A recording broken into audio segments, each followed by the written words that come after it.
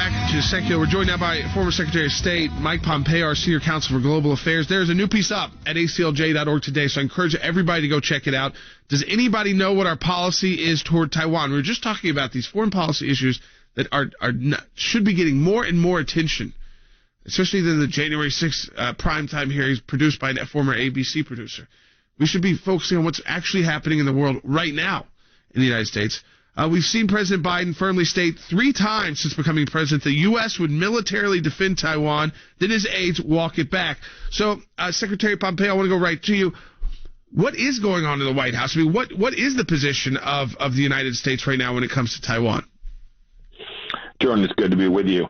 I don't know the answer to that question, and dangerously, I don't think our adversaries in the world know either, and I'm confident that the people of Taiwan don't know the answer to that either. It's incredibly confusing. When the president says it, somebody from the White House walks out and changes it, and then we hear the president's upset for them changing it. In the end, the things that deliver deterrence for nations, just any country for sure, but the United States in particular, what delivers deterrence, what prevents us from ending up in wars across the world, what keeps American people safe and prosperous, is American deterrence through clear, unequivocal statements about the things that matter to us.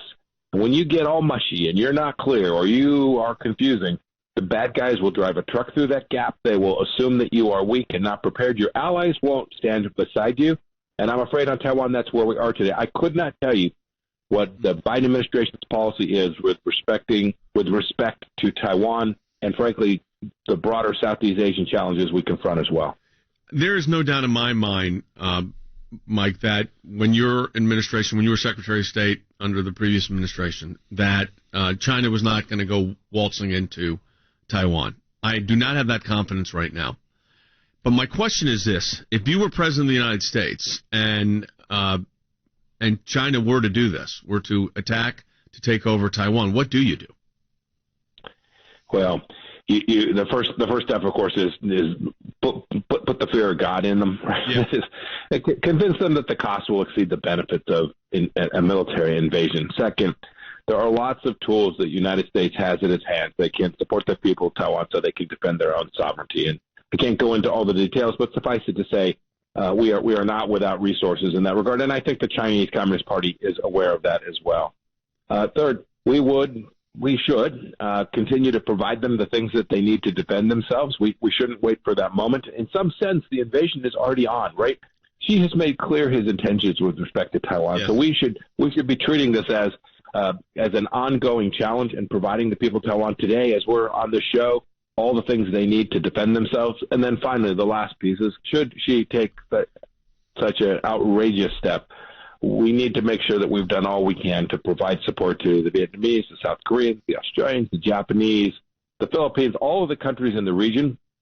This will quickly come to envelop them as well. It's difficult to get to Taiwan without moving through Japanese economic zones, mm-hmm. right? So you're already going to have a very complicated both naval and air conflict. We need to make sure that we are there in that moment to support those nations' efforts as well. In the end, we've got to help the Taiwanese people do what they have been preparing for a long time, and that is become an independent nation that has the capacity to protect its sovereignty and demonstrate that you can have a nation in that region that is a democracy and a successful economy. Xi tells his people the only way to do it is communism and Leninism and Marxism. It's not true. Taiwan matters to the American people. I think what would help people is, and I think we got into it to some extent, but it's just we saw what is kind of where is the policy? If the policy was in the Trump administration right now, what would it be towards Taiwan? What would we be telling the Chinese? Would it be clear to the American people that it was a policy? This is what we'll do. This is not what we're going to do. You know, this is kind of because we armed them a lot more with U.S. weaponry than Ukraine had. With much more intensive U.S. weaponry. So under the previous, where this administration is back and forth and you don't know who to believe, before that, what was the direct policy? Like if Taiwan was invaded under the Trump administration, what would have happened the next moment? So, Jordan, our public policy was the same as during the Reagan administration. It was the same set of ideas. There was a concept of strategic ambiguity, and we hewed to that line as a public matter. But if you look past our statements, if you look at our actions, whether it was putting pressure on the Chinese economy, building out the American military. As you discussed, we've provided lots of tools, weaponry, some of it you can see, some of which was intelligence-related activities, the things that the Taiwanese did. So not only did we maintain a policy that was pretty clear, I think, to the Chinese Communist Party, but we had two other drivers of deterrence. First was the weapons we provided them, and the final one was I think they understood the Trump administration. Right? When the Iranians began to move about the cabin, we responded strongly. When Chairman Kim was firing missiles, we told them, nope, you've got to stop it. There were 17 missile tests just this year in North Korea. It was this global idea of deterrence that we had built up over the course of our 4 years that I think was a powerful testament to the actions we would take, communicated to the Chinese Communist Party in a way that would have prevented them from even contemplating such an action against the people of Taiwan. You know, the stark difference between when you were Secretary of State and your predecessor, Antony Blinken, is North Korea fires 8 short-range ballistic missiles from multiple sites basically over the weekend, and which caused provocation. South Korea responded with some initial firings of their own, and then the U.S. purportedly sent one missile as well into the East Coast Korean Peninsula in the water. Now, you all had direct dialogue with the North Korean leader, and that kind of flying missiles over Japan nonsense stopped.